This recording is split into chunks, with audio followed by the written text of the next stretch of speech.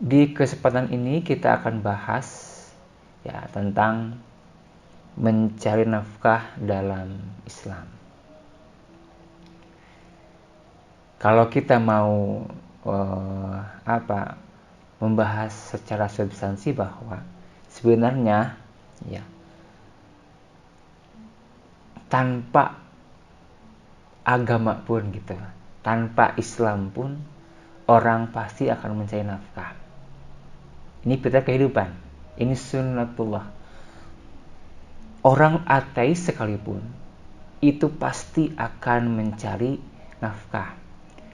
Jangankan manusia, ya, binatang pun akan mencari nafkah. Ketika anaknya atau telurnya menetas, sang induk elang pasti akan mencari nafkah buat makan anaknya. Harimau pun demikian, ayam demikian, semua binatang pun demikian. Binatang yang memang tidak diberikan hidayatul akli oleh Allah Subhanahu wa taala mencari nafkah, apalagi manusia ya. Manusia yang Allah berikan hidayatul akli, selain tentunya wujdan dan hawas, insting dan tubuh, alat indera gitu. Nah, agar ternyata aktivitas nafkah kita, aktivitas yang mendapatkan ganjaran, pahala, dan aktivitas yang bisa berdampak untuk kebaikan kita di akhirat kelak, maka tentunya kita butuh yang namanya peta gitu ya. Butuh bimbingan. Nah, Islam sebagai agama yang hak, yang benar, membimbing manusia ketika fitrahnya, instingnya ya itu akan mencari nafkah, maka Islam membersamai agar dalam proses pencarian nafkah ini benar ya, tidak keluar dari jalur, tidak menzalimi, tidak merusak semesta ya, tidak berdosa dan maksiat gitu. Karena mungkin saja ada banyak orang yang mencari nafkah tetapi berdosa di sana. Nauzubillah, subhanallah. Maka hari ini kita akan bahas tentang mencari nafkah dalam Islam. Baik, pokok ya, tugas pokok dalam hal menafkahi keluarga sebenarnya ada di punggung seorang suami, seorang laki-laki. Walahunna alaikum rizquhunna wa kiswatuhunna bil ma'ruf. Dan mereka para istri mempunyai hak diberi rezeki, nafkah dan pakaian ya, yang diwajibkan atas kamu sekalian para suami. Rasulullah memberikan sebuah penegasan bahwa kewajiban untuk mencari nafkah itu, kewajiban untuk menafkahi keluarga itu adalah kewajiban para suami. Karena sifatnya kewajiban, berarti kalau ada suami yang tidak menafkahi istrinya, berarti ini termasuk dosa. Ya, suami yang tidak menafkahi istrinya, suami yang bermalas-malasan, suami yang tidak mau bekerja, itu pada hakikatnya dia berdosa. Pertama, dosa kepada Allah. Kedua, pastinya ya kesalahan, dosa kepada keluarganya karena membiarkan keluarganya tidak dinafkahi. Oleh karena itu, para suami harus punya semangat hidup, spirit untuk menafkahi keluarganya. Banting tulang peras keringat. Dengan apa caranya? Nah, gitu kan ada banyak cara. Di antaranya adalah dengan bekerja. Ya, bekerja artinya dia kemudian ikut bekerja kepada orang lain, kepada perusahaan lain, kepada bisnis yang dibangun oleh orang lain. Atau dia bekerja untuk diri sendiri, berwirausaha misalnya, ya, atau self employee istilahnya kan begitu. Kalau bekerja itu namanya employee, kalau bekerja untuk sendiri namanya self employee. Dia yang melakukan A sampai Z pekerjaannya, usahanya gitu ya, dari mulai belanja produk, kemudian juga packaging, sampai berjual beli, sampai ngurus keuangan sendiri, itu namanya self employee. Atau mungkin ada yang punya kapasitas, punya kesempatan membangun usaha sendiri, membangun usaha dan orang lain kemudian kerja dengan usaha Anda, atau Anda business owner. Atau misalnya kalau Anda berlebih uang, ya uangnya cukup banyak gitu ya, kemudian Anda investasikan. Nah, apapun caranya, kewajiban menafkahi itu adalah kewajiban suami. Begitu ya. Nah, itu yang pertama, ini prinsip. Ya. Lalu bagaimana kalau seorang perempuan cari nafkah? Boleh nggak dalam Islam? Seorang perempuan, seorang istri, dalam hal mencari nafkah itu dibolehkan. Tapi pertama ingat, itu bukan kewajiban. Dibolehkan. Pertama itu, kedua hanya sifatnya membantu suami, bukan pokok, ya, membantu suami. Ketiga, tidak merusak fitrah keperempuanannya, ya, tidak merusak fitrah kewanitaannya, harus menjaga iffah, ya, kemudian juga menjaga ikhtilat, ya, tidak boleh bercampur baur seorang perempuan dan laki-laki yang kemudian menyebabkan misalnya bersentuhan kulit, kemudian juga fitnah terjadi, gitu, tidak khalwat, begitu ya. Pada prinsipnya adalah fitrah kewanitaannya, baik fitrah manusiawinya atau fitrah agamanya, ya itu kemudian tidak dilanggar, ya, itu dibolehkan selama tadi, ya, hanya sifatnya membantu, bukan menjadi hal yang pokok. Oke, nah sekarang kita ke strong why, ya. Kenapa sih kita harus mencari nafkah gitu ya? Rasulullah Shallallahu Alaihi Wasallam memberikan pemantik dalam hadis Muslim. Ibda binafsika fatasaddaq 'alaiha. Nah, mulailah dari dirimu sendiri. Fa in fadala syai'un fali ahlika. Ya. Mulailah dari dirimu sendiri, sedekahkanlah untuk dirimu sendiri, menafkahi diri sendiri gitu ya. Fa in fadala syai'un fali ahlika. Selebihnya dari itu untuk keluargamu, anak dan istrimu. Fa in fadala an ahlika syai'un falidzi qarabatik. Selebihnya lagi dari hal itu untuk kerabat dekatmu. Fa in fadala an dzi qarabatika syai'un fahakadza wa hakadza.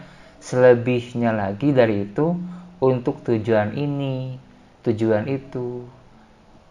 Baina yadaika wa an yaminika, ya, yang ada di hadapanmu, wa an yaminika, yang ada di sebelah kananmu, wa an shimalika, dan sebelah kirimu, gitu. Artinya adalah Rasul mengajarkan tentang pertama-tama adalah kita harus memenuhi kebutuhan diri kita sendiri. Mulai dari menafkahi diri sendiri. Apa kebutuhan kita? Ya, maka kita harus penuhi hal tersebut. Kalau kita makan, kita membeli pakaian, kita memenuhi kebutuhan diri kita yang pokok-pokok, maka itu adalah nafkah buat sendiri, infak untuk diri sendiri. Kemudian ketika diri kita sudah ternafkahi, gitu ya, diri sendiri ternafkahi, maka selebihnya adalah untuk keluarga. Jika untuk keluarga ada lebih, maka selebihnya untuk kerabat kita. Ya. Jika nafkah untuk kerabat kita sudah berlebih, maka untuk tujuan tertentu, ya untuk hal ini, hal itu, gitu ya. Dalam arti adalah untuk program-program yang sifatnya untuk umat, program-program keagamaan, dan seterusnya. Ya, jadi itu ya. Pertama adalah alasan kenapa kita mencari nafkah. Pertama adalah kebutuhan diri. Kedua, kebutuhan keluarga. Ketiga, kebutuhan kerabat dekat dan umat serta agama. Ini alasan utama, the strong why. Ya, dalam arti Rasulullah mengajarkan tentang distribusi nafkah, bukan hanya untuk diri sendiri dan keluarga, tapi perhatikan kerabat dan umat, perhatikan kebutuhan agama, gitu. Maka di sini Rasul memberikan pemantik, ya, kita membangun kesejahteraan hidup, ya. Kita membangun financial freedom untuk diri sendiri, ya, sehingga ketika kita sudah punya keuangan bebas, kita bisa memenuhi bukan hanya kebutuhan diri dan keluarga, tapi kebutuhan kerabat kita, teman kita, sahabat kita, umat keseluruhan, dan tentunya adalah perjuangan agama. Ini ya, Rasul sudah memberikan clue tentang hal ini, tentang distribusi nafkah atau distribusi pendapatan dan penghasilan. Seperti itu. Harus menjadi alasan kenapa kita bergerak, semangat mencari nafkah, karena saya ingin menafkahi diri, keluarga, kerabat, umat, dan agama. Tidak egois hanya untuk diri sendiri dan keluarga, ya. Kalau kita fokusnya yang penting bisa makan diri sendiri dan keluarga, itu sudah alhamdulillah. Itu ya disebut egois. Ya. Kalau kesempatan masih terbuka, kalau energi masih ada, ya, peluang untuk lebih menambah lagi pendapatan masih ada, ya, tenaga dan waktu masih ada, kemudian hanya cukup untuk diri sendiri dan keluarga, itu bisa disebut egois. Kenapa?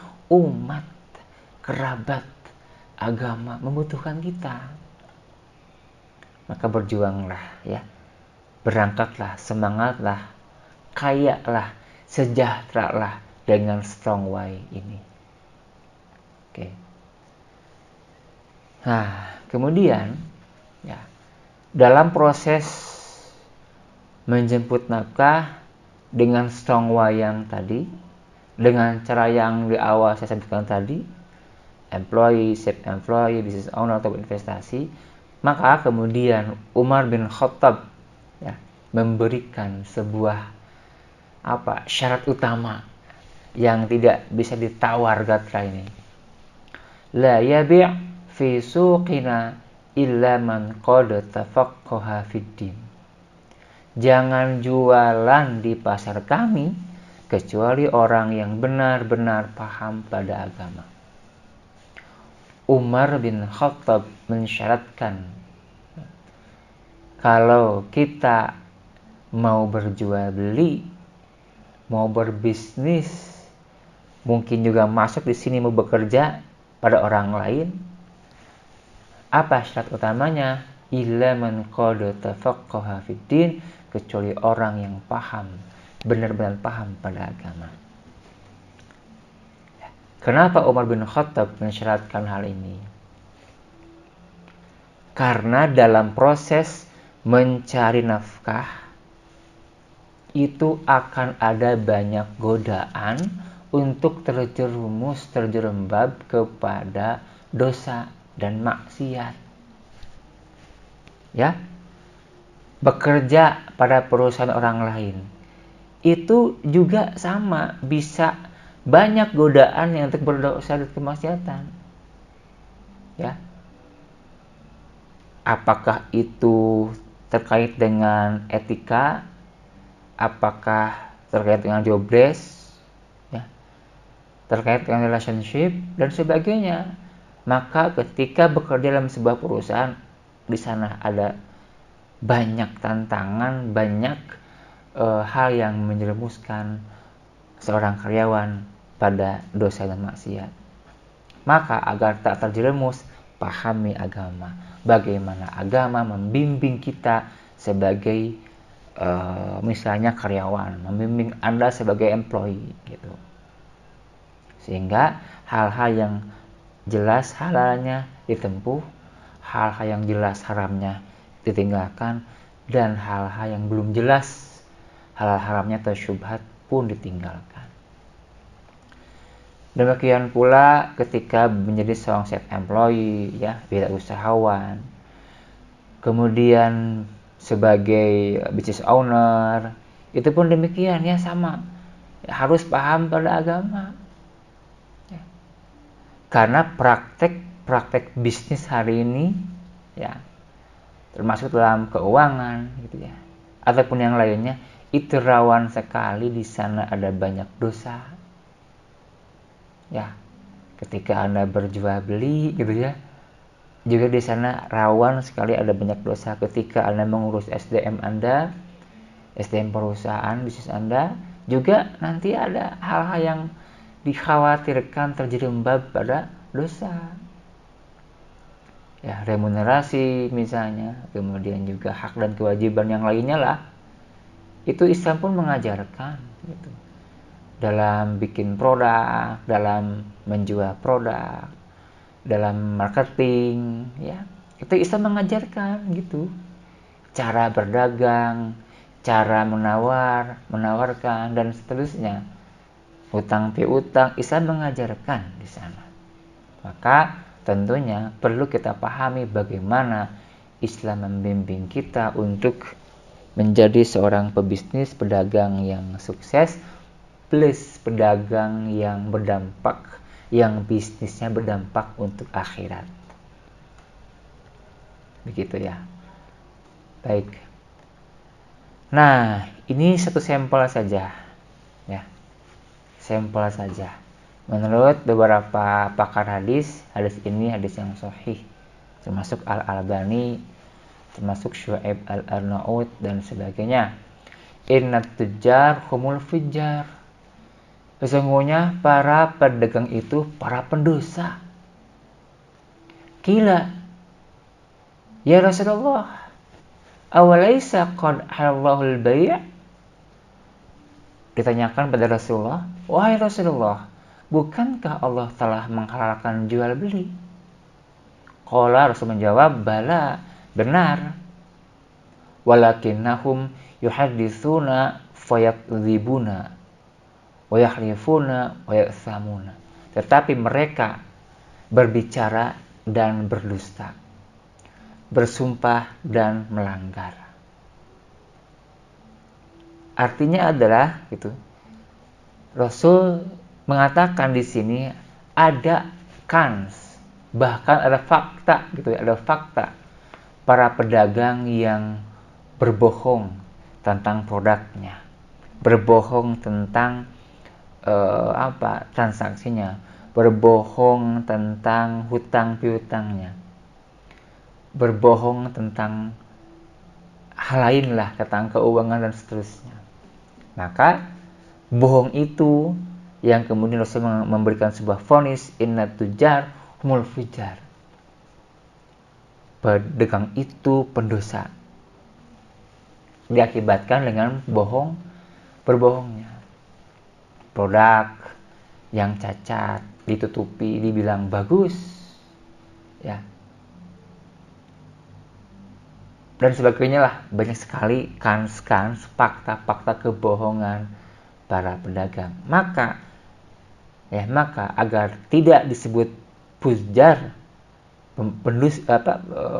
pendosa, maka tinggalkanlah kebohongan dalam bisnis, dalam usaha, dalam kerja. Wa yahlifuna wa ya'samuna, mereka bersumpah dan melanggar. Ya. ya, mereka bersumpah dan melanggar, berjanji dan melanggar. Begitu. Nah, ini pun sama, kriterianya seperti itu yang kemudian Rasul memberikan sebuah vonis innat tujarul fujar.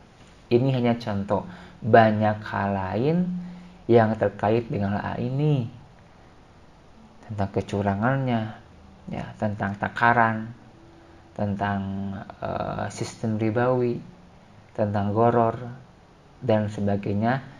Ini fakta yang menyebutkan Rasul yang menyebutkan sebagai tujar itu adalah al-fujar. Begitu. Sekali lagi, kenapa harus paham pada agama sebelum bisnis? Ini faktanya, banyak sekali pelanggaran-pelanggaran yang tak disadari, bahkan mungkin ya tidak tahu karena tidak paham pada agama. Karena agama ya mengajarkan beberapa hal, banyak hal tentang proses pencarian nafkah. Lihat saja dalam kitab Bulughul Maram misalnya, kitab fikih ya, kitab fikih di dalamnya ada pembahasan tentang jual beli, kitabul buyu', pembahasan tentang jual beli. Ada banyak hadis yang menjelaskan tentang proses pencarian nafkah, ya, itu. Maka sekali lagi, sebelum kita berbisnis, sebelum kita berusaha, paham dulu pada agama. Oke, nah maka Rasulullah memberikan sebuah bimbingan kepada kita. Ayyuhan nas ittaqullaha wa ajmilu fit thalab. Fa inna nafsan lang tamuta hatta tastawfiya rizqaha wa in abta'a anha fattaqullaha wa ajmilu fit thalab. Khudhu ma halla wa da'u ma haruma. Wahai manusia, bertakwalah engkau kepada Allah dan tempuhlah jalan yang baik dalam mencari rezeki, karena sesungguhnya tidaklah seorang hamba akan mati hingga ia benar-benar telah mengenyam seluruh rezekinya, telah sempurna rezekinya, walaupun terlambat datangnya. Maka bertakwalah kepada Allah dan tempuhlah jalan yang baik dalam mencari rezeki. Tempuhlah jalan-jalan mencari rezeki yang halal dan tinggalkan yang haram. Ini yang Rasul bimbing kepada kita, yang mungkin ya menjadi inspirasi dari perkataan Umar tadi. Bahkan Rasul itu menggandingkan ketakwaan dan proses mencari rezeki, ya, harus berbaik-baik, harus benar dalam mencari rezeki, gitu ya. Tidak ada pelanggaran, tidak ada dosa dan kemaksiatan. Lihat ya, insight utamanya adalah khudhu mahalla wada'u maharuma. Ambil yang dihalalkan, tinggalkan yang diharamkan. Cari jalan yang halal, tinggalkan jalan yang haram. Ini prinsip utamanya di sini, ya, di kalimat terakhir Rasulullah SAW. Begitu. Kemudian, nah, secara teknis, tadi kan prinsip ya.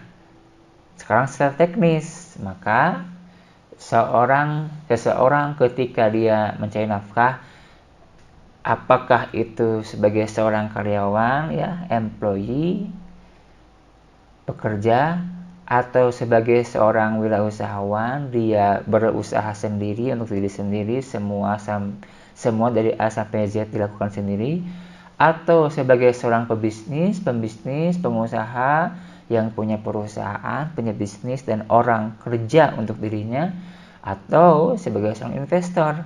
Maka prinsipnya adalah 3 poin. Jujur, ya, tidak bohong, tidak manipulasi data transaksi produknya, kemudian amanah, ya, tidak khianat terhadap pekerjaannya, terhadap kerjasamanya, terhadap atasannya, bahkan terhadap bawahannya. Amanah. Kemudian harus profesional, ya, melakukan sesuatu hal dengan profesinya, dengan kapasitasnya, dengan sepenuh hati, tidak dengan setengah hati, dengan skill yang mapan. Nah, itu profesional namanya. Ya, jujur, amanah, profesional. Karyawan jujur, wirausahawan jujur, bos, atasan, ya, owner bisnis jujur, investasi, mudorib jujur. Begitu karyawan amanah, ya, wirausahawan pun harus amanah, gitu. Atasan, owner, bos amanah juga harus. Investor, investasi juga harus amanah, termasuk adalah profesional. Begitu. Lihat, simpulnya ada di surat Al-Qasas ayat 26. Ini kisah tentang Nabi Syu'aib, ya, yang punya 2 orang putri yang tertarik dengan Nabi Musa alaihissalam. Qalat ihdahuma ya abat istajirhu inna khaira man istajartal qawiyul amin. Dan salah seorang dari kedua perempuan itu berkata, wahai ayahku, jadikanlah dia sebagai pekerja pada kita. Sesungguhnya orang yang paling baik yang kau ambil sebagai pekerja ialah orang yang kuat dan dapat dipercaya. Ya, orang yang profesional. Al-Qawi itu simbol profesionalisme, profesional. Ya, kuat keilmuannya, ya, kuat loyalitasnya, kuat kemampuannya, kapasitasnya. Profesional itu. Al-Amin, amanah. Dan kenapa orang disebut amanah? Karena dia jujur. Kalau dia bohong, dia tidak dapat dipercaya oleh orang lain. Begitu, ya.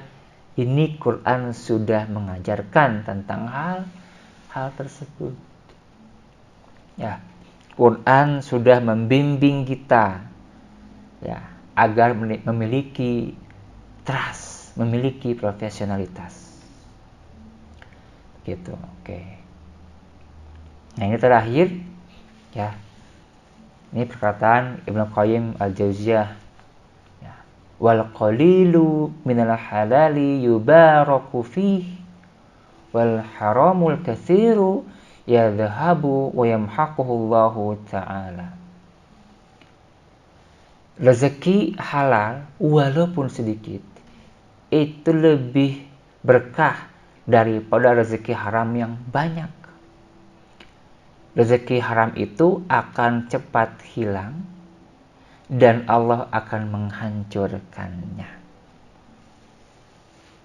Oke? Udah dapat ya insight-nya bahwa, ya, Allah itu akan menghancurkan rezeki yang haram. Ya, dan rezeki yang haram itu akan cepat hilang. Silakan Anda lihat faktanya.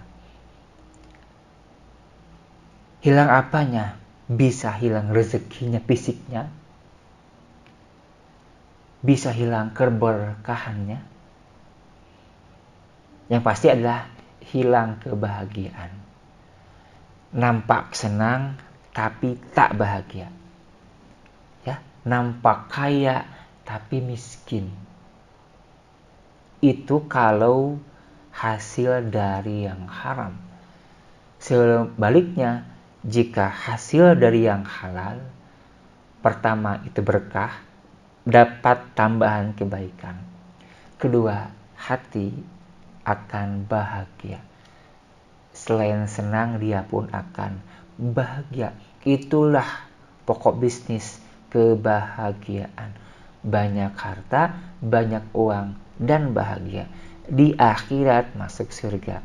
Maka tempuhlah yang halal, tinggalkan yang